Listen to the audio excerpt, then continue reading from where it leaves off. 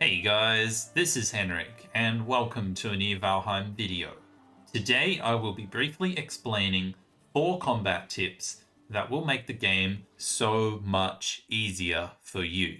And these are often overlooked in most guide videos. So if you find this helpful, make sure you hit that like button to support the channel and subscribe so you don't miss more content.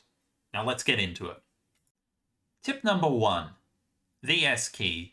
While this can technically work with any key, the idea is that all movement inputs maintain 100% of your standard movement speed, which means you can instantaneously change directions without slowing down.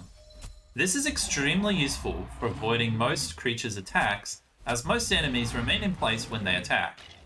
The point is, why spend 15 or more stamina on a dodge roll when you can just sprint in another direction for half a second to avoid getting hit at the cost of less than 5 stamina.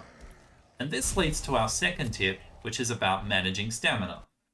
Tip number 2, managing stamina. This goes beyond just avoiding expensive dodge rolls, but also holding down sprint too much. It's very easy to fall victim to the trap of holding down the sprint button for far too long, especially when panicking, not giving yourself the chance to recover stamina. If you are constantly at 0 stamina, you might get cornered, be unable to jump over an obstacle, and most of all, never be able to counterattack. Try curving around more, with A, S, and D around your enemies when your stamina is low, as enemies struggle to hit moving targets, especially when they have to turn around as well.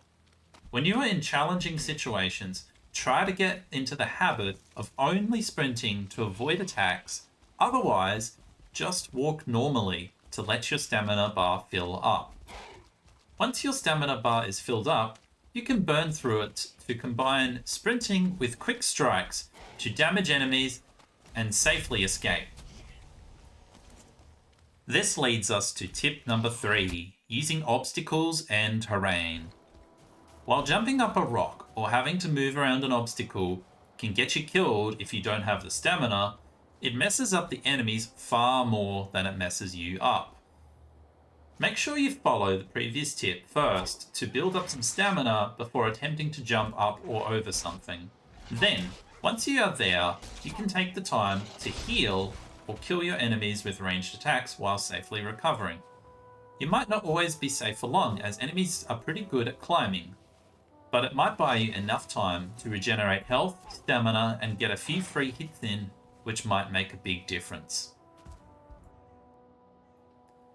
If you master all 3 of these tips, you will be able to take on some of the most dangerous enemies in the game without taking a single blow, and thus be able to play higher difficulties if you desire. Keep in mind, not all enemies behave the same. Some lunge forward when they attack, some have a longer range, and some shoot projectiles. To avoid projectiles, simply walk until the projectile is fired and then sprint in another direction for half a second, costing minimal stamina.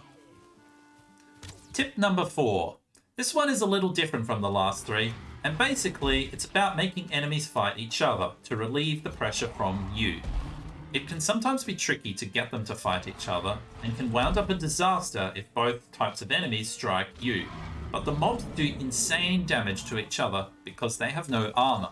Even mechs and boars are capable of doing significant damage or even killing enemies from much higher biomes. Enemies will aggro onto whoever is closest proximity to them, so you can use knockbacks or just sprint away to make them fight each other.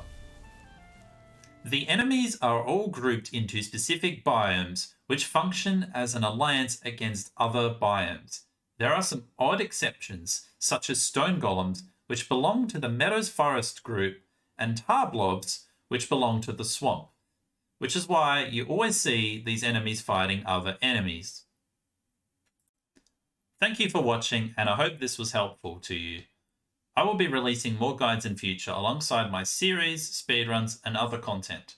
If you enjoyed, hit that subscribe button and become part of the community. Thank you.